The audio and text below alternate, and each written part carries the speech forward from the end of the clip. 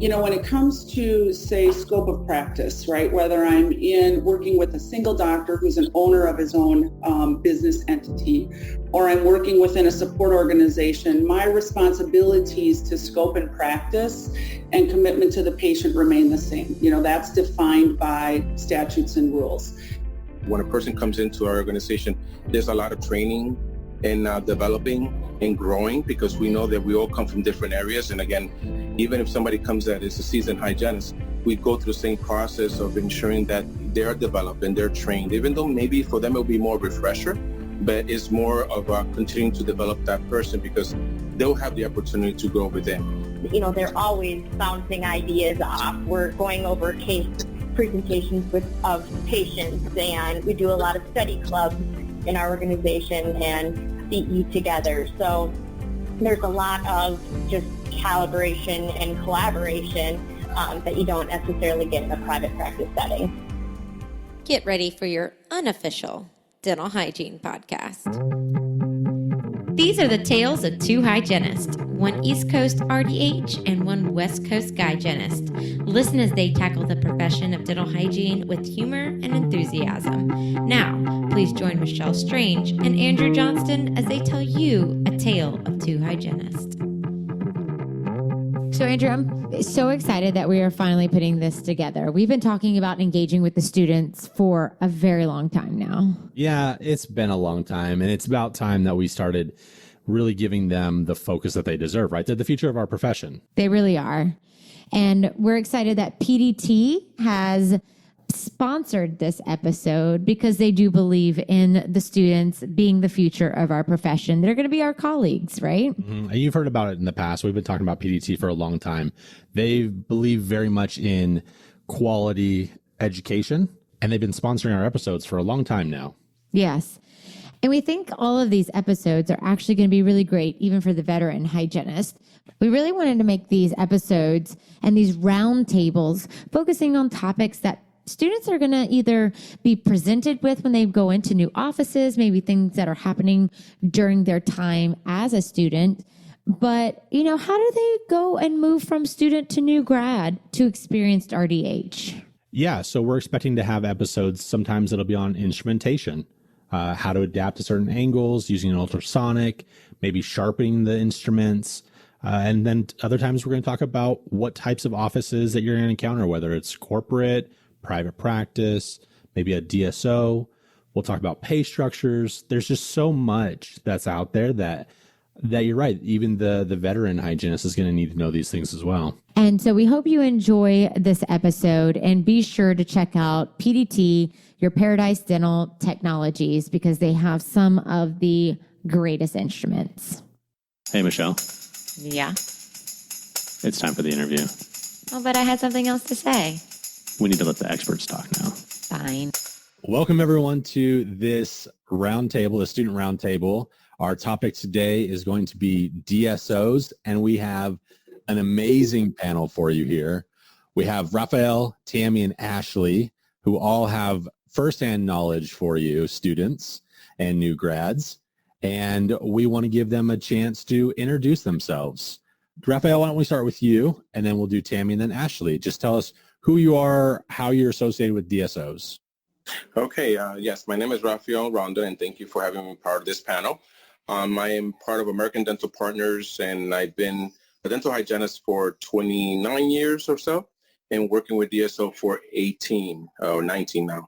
So I was introduced into it when I moved to Florida, and it was an opportunity for me to not only be able to practice, but be able to also grow within the organization. Tammy, we'll go to you. All right. Hello, everybody. Thank you, Andrew and Michelle, as well, for asking me to be part of this panel. I am currently the Vice President of Clinical Development with Midwest Dental.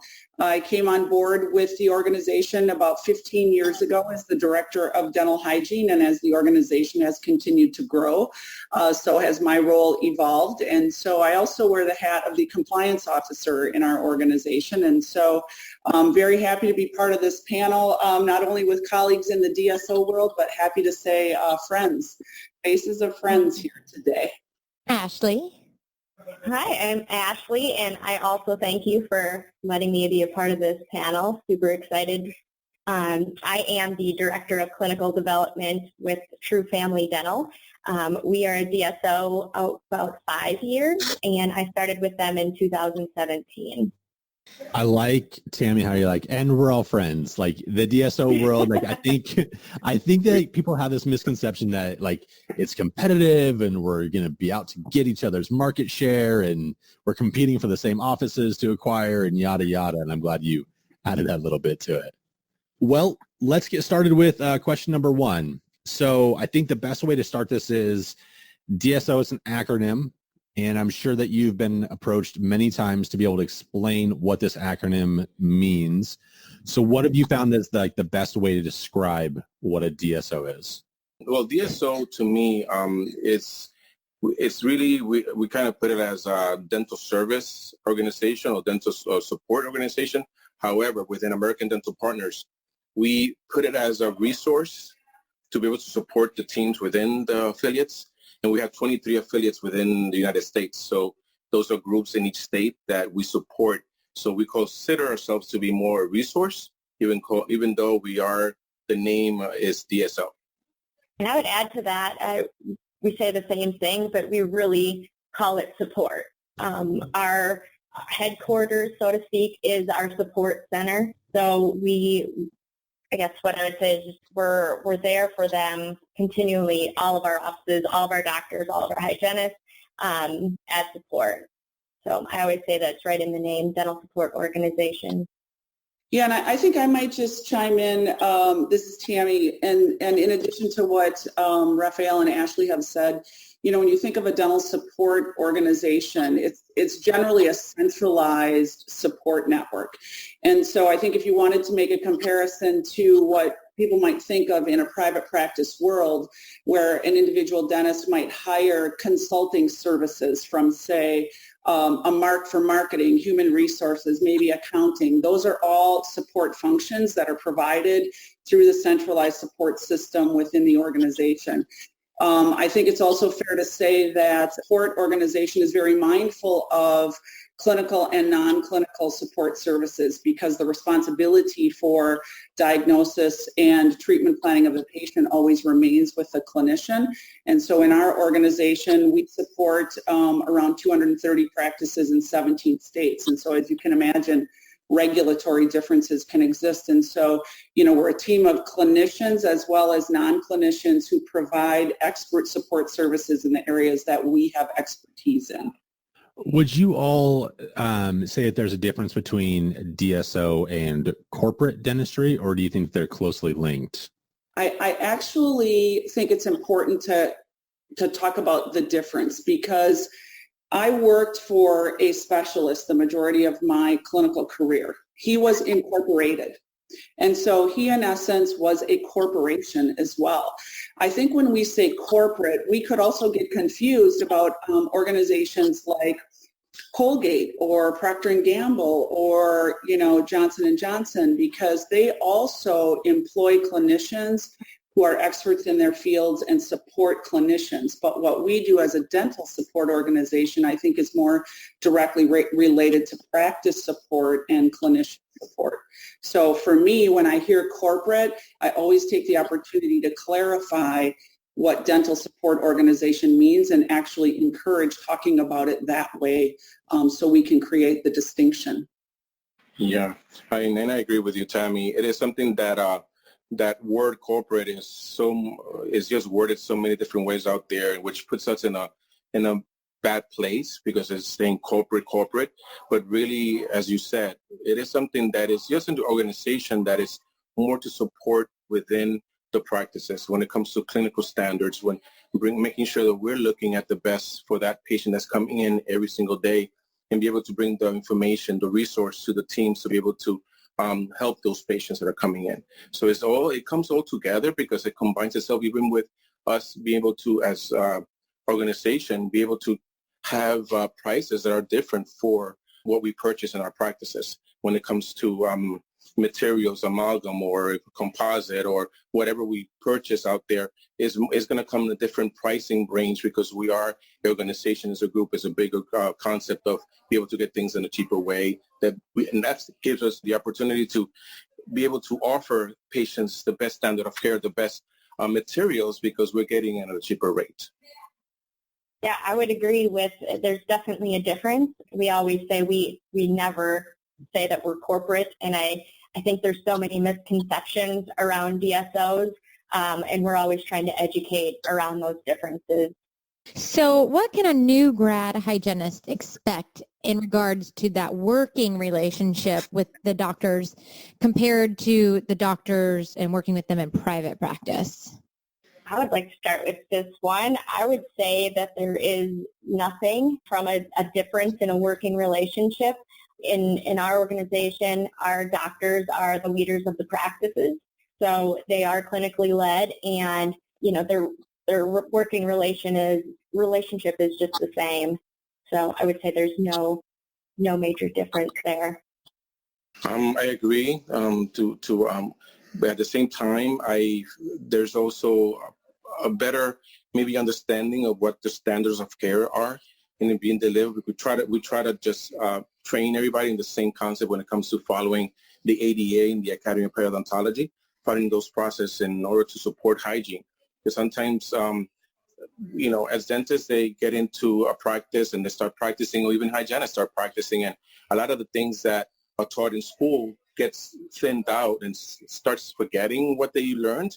Well, not forgetting, maybe it's more about the process of seeing a patient and be able to handle them based on what they're coming in with when it comes to the insurances and the different concept of what's changing as when they step from school into the real world, that there's a lot of things to look at when it comes to even insurance and coding. So maybe at the same time, a dentist and a hygienist in one of our group practices, they are more, we train to understand what the differences is when it comes to the coding and when it comes to the service giving the patient. Because at school, sometimes we consider a cleaning, which I don't like using that word, cleaning, but it is the word that they come in saying we're going to do a cleaning and not understanding there's different types of cleaning. And when it comes to a healthy cleaning, a gingivitis, or even having a patient that has periodontal disease. Yeah, I might just add to that and say, when it comes to, say, scope of practice, right, whether I'm working with a single doctor who's an owner of his own business entity, or I'm working within a support organization, my responsibilities to scope and practice and commitment to the patient remain the same. That's defined by statutes and rules. I think within a dental support organization, Rafael and Ashley have highlighted some of the kind of structural pieces, but I would say that in our organization, we talk a lot, and I think I can say the same for many other friends in dental support organizations. We talk a lot about the role and the important role that the hygienist and doctor partnership plays for the patient, because we have systems and protocols that we put in place that we can always trace back. I always say when I'm doing training with our doctors and hygienists, if you have a question on the why, please ask, because within our protocols we have references to the standards of clinical dental hygiene practice. We want our hygienists to know that the American Dental Hygienists Association plays an important role in saying, what is it that you should do as a hygienist? Same like Rafael said with the perio protocols and, other systems that exist. So whether it's more support on the front end in onboarding, a new grad, we all think about what was it like the first day we stepped into an office. We typically have very structured onboarding that kind of creates a partnership not only within the practice, but then we have field support where you kind of feel like someone's wrapping their arms around you to help you be successful. Mm-hmm. And I think that's important. Times are changing, technology is changing. It's hard to keep up with the pace of change. And I think that, the clinician support helps to do that. So you guys kind of touched on it a little bit, but same question as far as what the new grad can expect working with maybe other hygienists in DSO situations versus private practice. Any other clarifications or thoughts? I'd start with that. When I first came out of school, I was a solo hygienist in a private practice. And there's just so many things that you are taught, and there's so many things that you are not taught. And I felt kind of in my own little world, and I didn't really know. I mean, I had excellent mentors, and I reached out to them and asked questions, but there wasn't somebody there to really support me in the practice, in the day-to-day things. And as we onboard hygienists in Tru Family, I am that sounding board. I am that person that they can go to, they can call, they can email at any time, especially if they're in a solo hygienist practice. But if there's multiple, they're always bouncing ideas off. We're going over case presentations of patients, and we do a lot of study clubs in our organization and CE together. So there's a lot of just calibration and collaboration that you don't necessarily get in a private practice setting. The other thing I might mention too, kind of stepping outside of the clinical piece for a moment is, I think from a human resource standpoint, when you say what can a new grad expect, there's a team of HR professionals as well that are part of our onboarding for all new employees. So, whether it's benefits or, questions that they might have about payroll. I mean, we think about those things that when you're kind of new in a job that you need to know even before you sit down and treat a patient. Those are also areas where we have expertise, within the support network. Yeah, and I agree to what the girls are saying. It's just at the same time, I feel like if you're going into a private office or in a place that you're probably the only hygienist there, and that dentist been maybe practicing there for many years, at times it gets a little stagnant to what's been there for years, and that person comes in new, and they become that office. They become exactly what that office has been doing for years. And the opportunity with us, it will be that you'll get something that we're always ensuring that we bring in the latest technology and keep ourselves when it comes to standards, when it comes to what exactly we should be doing with each patient, not staying behind. And I think that's very important to, as a DSO, for us to ensure that we're doing that as well. The world continues moving on. We want to make sure we're going in with it as well. So last month we tackled resumes and interviews for new grads, and I'm just curious if there is anything in particular that a new grad should know about going into a DSO, or for like a job interview or answering a post or a job opening. Is there anything specific that you guys are looking for or they need to understand before they even answer that post? I think it depends on the position, right? And I think we're going to talk a little bit more about different career opportunities within a dental support organization. But I think if it's a clinical hygienist position, it would be very similar. We would ask similar questions about, understanding of, critical thinking, teamwork, questions about patient care, things like that would be very, very similar, because at the end of the day, we have a clinician treating patients, and the model is very similar. I think if you're looking at, and I'm sort of living this right now as I posted a position for this week actually, because we're expanding our team. If it's a hygienist who's maybe a field mentor, then there's a different skill set. And I know we're kind of preparing this podcast for students, but I also, in talking to students just this week at a conference, I said, think about where you want to be in the future, because you're always developing your skill sets to get to that point. And if you want to evolve into a different place, then your skill sets in the area of business, I think, analytical thinking, I always thought about it as my hygiene practice within whatever the practice was that I worked with, because we wanted to be able to speak to those things when we sat down and had a review. How did I help grow the practice? And so communication, leadership, analytical thinking, critical thinking, I think those skills as you evolve. And I agree, Tammy. All those are the things that we look at. And we also add a little bit more also in personality as well. But that's very important, because they're going to be dealing with so many patients within the organization coming in to see them. And we want to make sure that that personality is also there to help the process of patients even getting acceptance in whatever treatment is being recommended at that time. So everything that Tammy said is totally crucial to bringing someone on board. And also at the same time, even philosophy. When it comes to, so at times they're in school, they just came out of school, they have certain processes, and maybe they read something online or on Google, because everybody's Googling everything, and they're coming in with some type of philosophy already that is maybe different to what we follow when it comes to the standards of care. I interviewed someone last week, in fact, that one of the questions that I asked when I'm interviewing is, what are their thoughts when it comes to placing fluoride? Fluoride, simple as placing fluoride, preventive measure. The answer I got was totally, completely opposite to our beliefs when it comes to standardizing care to prevent, which that person totally said, I don't believe in fluoride. I feel like it should be more for certain case. And that kind of puts us in a line to see, should we hire this person that's going to be completely different to what we want to make sure every hygienist is doing within the organization. So it puts that person in the question box of, well, let's see what we could do here. But maybe it might be a training process as well, that when we have to think about, okay, are we willing to receive this person in, and then train them and help them understand, show them the actual base information that's being either studies or anything that shows the benefit of it, and start teaching them in that process to see if they change. But then that's a decision you as a person has to decide, do I want to bring this person in and go through the process of training, or do you want a person that's coming in already with the right philosophy or the right standards when it comes to taking care of patients? I completely agree with that. I also would add lifelong learner. When I get asked that question, I always talk about the need to want to grow and develop skill sets.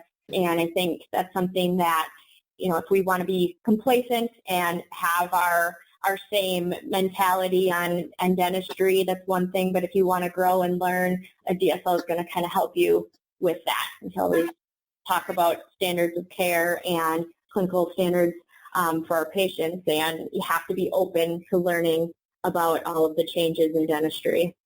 So Tammy, you're right. We are going to move on to kind of the growth opportunities within the DSO, and that's where we're headed to next. So what is there for a hygienist in addition to clinical opportunities? I would love to take this one first, Andrew and Michelle, because it truly is one of the things that I talk about.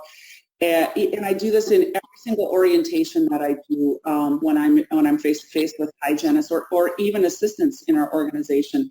Because within our organization, specific to hygienists, we have hygienists who are in regional manager positions. We have a hygienist who leads up our digital imaging department. We have hygienists who are in our training, our learning and development team. We have hygienists who are field support. And so in our organization, we call them regional hygiene consultants. So they're out in the field coaching and mentoring with hygienists. And we have hygienists who I think have taken on some leadership role, within their practice, right, where they might wrap their arms around new people who are coming in, not in such a formal capacity as some other organizations do, but there's a lot of opportunity for growth within a dental support organization. I often say it's because of your hygiene skill set that you can position yourself then for that next growth opportunity, because that clinical knowledge is what leads you to that next thing. But that's how it works in our organization. And Tammy, you said it perfectly. I feel like both our organizations follow the same process, and when it comes to looking at those opportunities, because there's huge opportunities within the organization. And I think that's why we take it in such a strong way that when a person comes into our organization, there's a lot of training and developing and growing, because we know that we all come from different areas. And again, in this case, it's more towards the students. But even if somebody comes that is a seasoned hygienist, we go through the same process of ensuring that they are developed and they're trained, even though maybe for them it'll be more refresher, but it's more of a continuing to develop that person, because they'll have the opportunity to grow within. For example, myself, when I started in one of the organizations that I used to work before, I started as a hygienist, which was a great thing. That was my focus. That was my taking care of patients. And within the year, they asked me if I could be a coordinator, meaning that I was able to bring in, or they brought in new hires so they could shadow me and I could go show them the system, the protocols. And then maybe a year after that, they asked me to completely come out of the chair and become a trainer, a mentor for the organization. And from that, I was there for 11 years in another organization where I am now actually hired me. They wanted me to come in to actually get a bigger spectrum of mentoring and coaching other groups. And from there, I continued developing myself, or they continued developing me to become an operational manager. And from that position, now I'm a director of operations for the company. So it's something that their opportunity is huge to grow. There's different areas of growing when it comes to being a manager in the practice, or being someone that's dealing with OSHA completely and dealing with that process within the practices and ensuring that they're being followed. Because again, we want to make sure that when a person comes in, a patient comes in, or even the employee, they're being protected in different ways. So it's just it's a big way to come into a DSO, and knowing that if you decide within your practice or what you're doing, you have the opportunity to continue to grow if you want to, because the doors are open. Yeah, I would agree with both Rafael and Tammy. There's endless opportunity, and you just really never know where it's going to take you. So I always tell hygienists when we affiliate with an office, you're part of something bigger, and it's really what you want to do with your career, because there are so many opportunities. And, we always hire within the organization. So, yeah, it's really what you want to do with your career within the DSO. So in regards to compensation and benefits and a benefit package, what is a new grad to expect with a DSO? I know that's kind of a broad question, but is there a way to generalize the benefit packages and compensation? When it comes to that, we usually standardize ourselves to an hourly wage for every person that walks into the practices. Usually we hold it in for a 3-month process, because we understand that any hygienist that comes into a new organization needs to learn the systems, the process, and also not only that, most importantly, the patients, and see how that process going with the protocols that we carry. When it comes to benefits, we offer for medical, 401k, dental, life insurance. We offer a great package when a person comes in, and as well as vacation.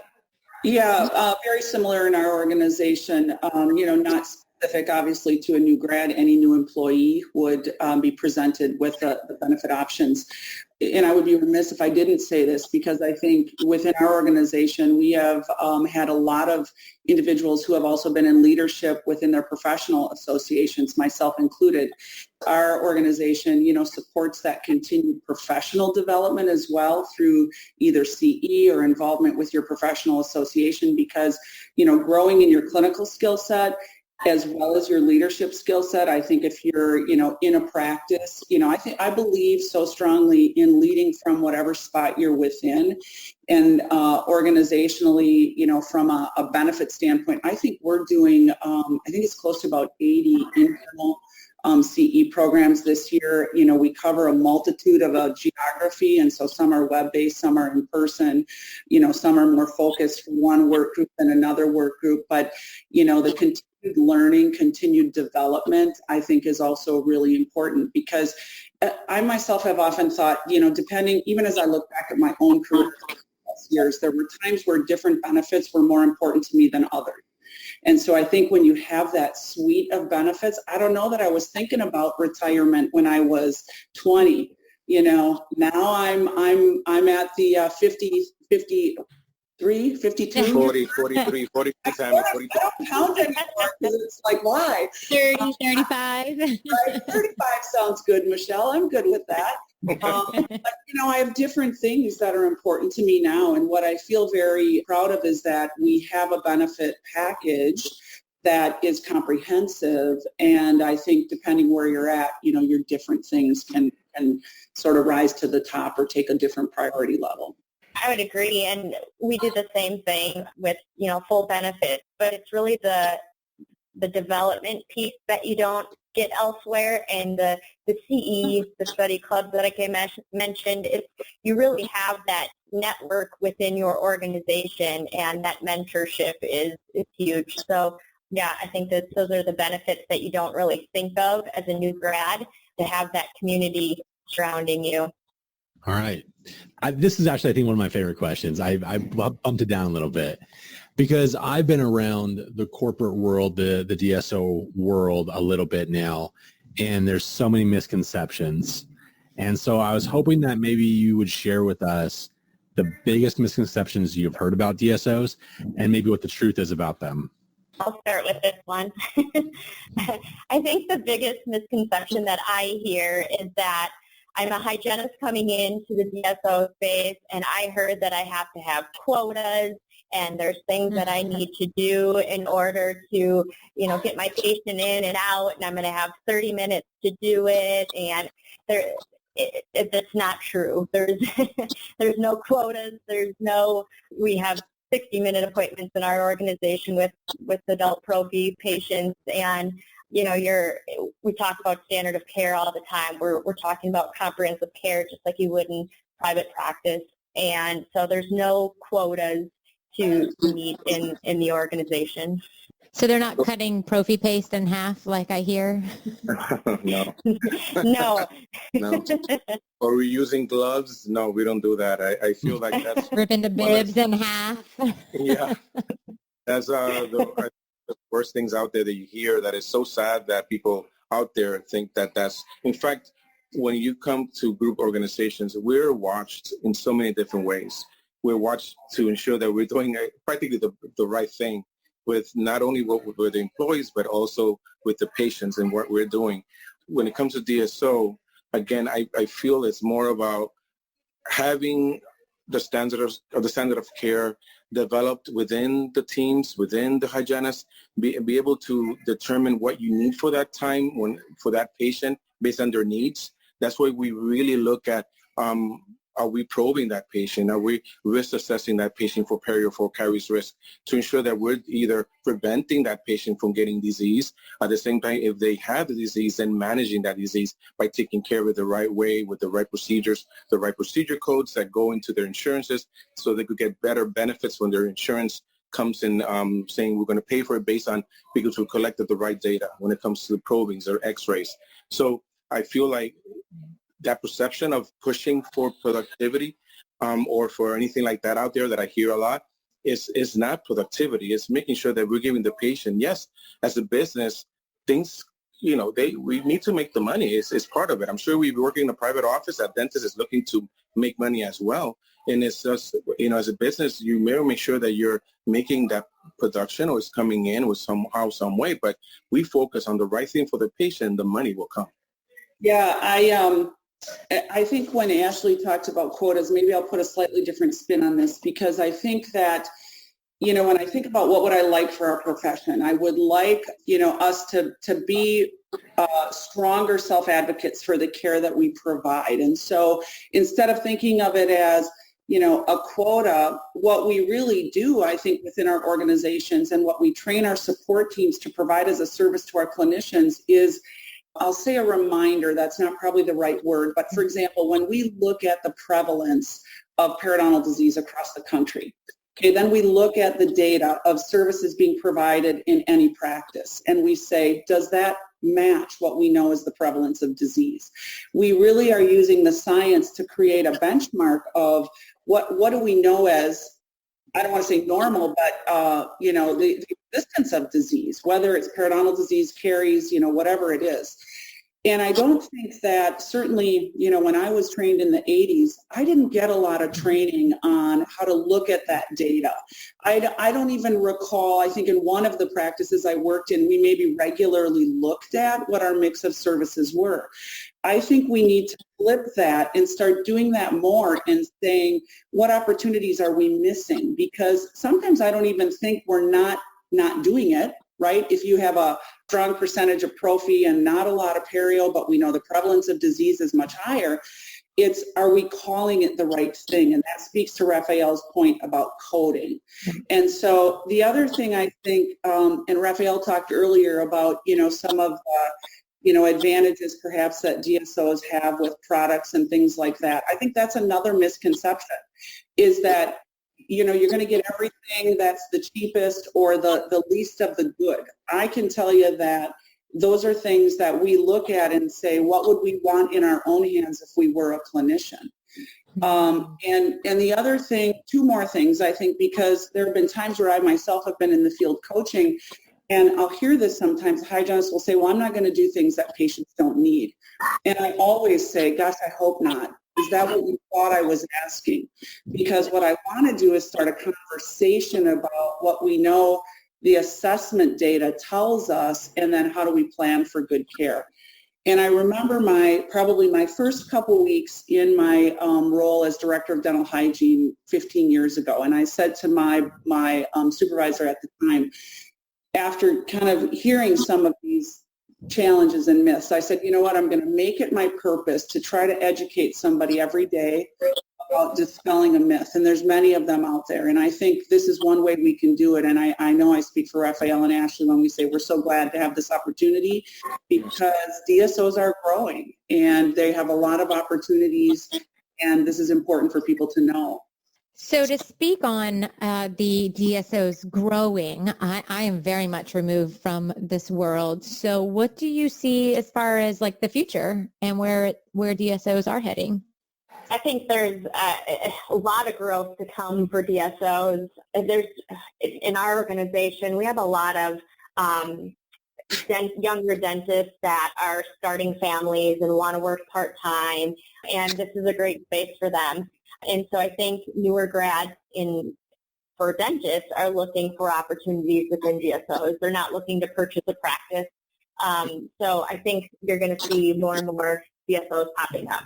And I agree to that. I feel like that's going to continue. I think at the beginning of the year, to my understanding, it was at 23%, and by the end of the year, it should be at 26%. Hopefully, I'm not wrong with that data. But it is growing. Like you said, it's more about, there's a lot of younger dentists graduating out there that it really is going to be tough for them to open up a practice based on maybe the bills that they might have from their loans. So it's the best way of coming into a group practice and be able to practice and be able to then take care of their own the business they have. Even older dentists, I know in my organization, we're purchasing a lot of more practices out there that dentists are already done and they're ready to retire, but they still want to work a few days, but not really have the responsibilities of the overhead. So we are looking at that also, that option of buying practices and being part of the organization. So more and more private offices are coming into the group practices. Yeah, I think, and I think back even when I started, I think our organization, most of our practices were in the state of Wisconsin, maybe 30-ish. So we were primarily in one state. We had just moved into the state of Minnesota supporting practices. We're now in 17 at 230. I think the other thing that's important to note, though, is there are new DSOs, but I mean, Midwest Dental has been in existence for we celebrated our 50th anniversary recently. So we are not a new organization. We are a growing organization. Some DSOs grow through affiliation of practices, like Rafael said. Some grow from what we call de novo, where they, start a new practice in a community. I think what's important for new grads or any clinician to understand is, just like private practice, there are different models. And so, it's important to find the one that fits for you. And, the culture, the community, the structure, the support, it's important to find that one that fits for you. And the Association for Dental Support Organizations has a really great white paper that they've published that talks a lot about, there's a good portion of it that talks about what's creating some of this changing dynamic. And it touches on some of the things Rafi said with, work-life balance, people's choices, student loan debt, things like that. So, there's a lot of good resources today, too, to help people understand what the landscape look like. But I think we will continue to grow for varying reasons. And then, you look at an organization like Tru Family, they're a growing organization, but in a different way than we are, than Rafael's organization. And so that's why it's important to know there's different models. So you guys seem to know your stuff like frontwards and backwards, and I feel like we're going to definitely have to have you come back on for another touch-up session. But in the meantime, if you could leave one piece of advice for students, what would it be?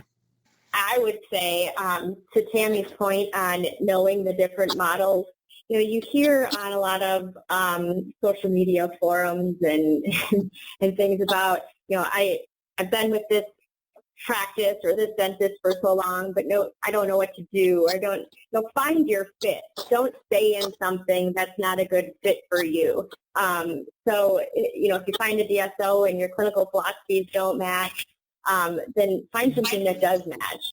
I agree. And continue creating that value of what you went to school for, what you learned in school, and continue to do the same process within the practice you choose or the DSO you choose.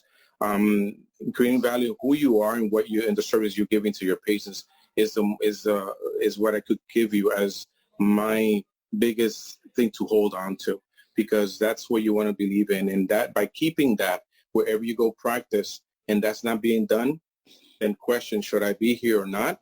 And move forward, because you're going to find a place that believes and has the standards of care that should be always in your mind for your patients.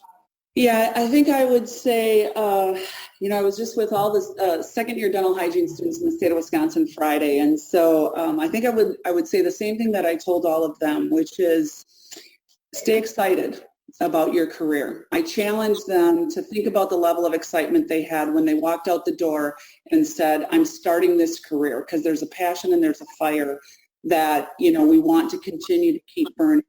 And stay curious, ask questions. And the other piece of advice I give not only to students is, if you're not challenging yourself just a little, if you're not a little bit scared when you're doing new things and you're planning your goal and your timeline, if you're not just a little bit afraid, you're probably not challenging yourself enough. And so keep challenging yourself, because you know what, I was a little afraid when I stepped into this organization, and probably Rafael and Ashley would say the same thing. And yet there's an opportunity to contribute probably at a level that you never even anticipated when you let fear drive you in a good way. I got to say, I am so far removed from being a new grad, but I personally have learned a lot about DSOs. I'm not really in this world. I kind of been, a few rings on the outside, but I really learned a lot today. So thank you guys. So if anyone wants to contact you or ask any more questions, or even maybe find out more about where you are and your particular DSO, where can they find you? And we'll start in the order that we introduced you. So Rafael? Yes, my number is, again, my Rafael Rondon, and my phone number, you call me direct, is 781-606-2130. And if you would like to email me, my email is rrondon@amdpi.com. Feel free to call me or email me at any time. Y'all are so approachable. Tammy? From a phone text, 715-456-2194. And my email at work is T, and then my last name, F as in Frank, I-L-I-P as in Paul, I-A-K, at midwest-dental.com. And Ashley? And you can call me at 715-207-9798. And my work email is McCauley, AMCCAULEY, at Tru Family Dental, TRU, no E, FAMILYDENTAL.com. And we will have all of those things in the show notes. You guys have been so informative. You really know your topic. I don't think we could have asked anyone better on. So thank you so much for your time tonight. Thank you for having us. Thank you. Thanks, Michelle. Thanks, Andrew. Thank you. Bye, Rafi. Bye, Ashley. Bye-bye. Miss you guys. We hope you really enjoyed that roundtable, and be sure to check out PDT Dental. Head over to their website, Paradise Dental Technologies, and if you're on the show floor, going to trade shows, go see them. Check them out. They're great, great people. And a special thank you to the guests that were on this episode. Feel free to reach out to them as well.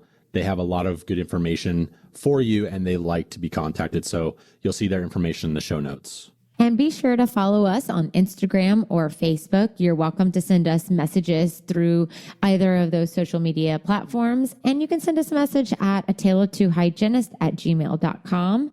You can even email us directly, either Michelle at atale2hygienist.com or Andrew at atale2hygienist.com.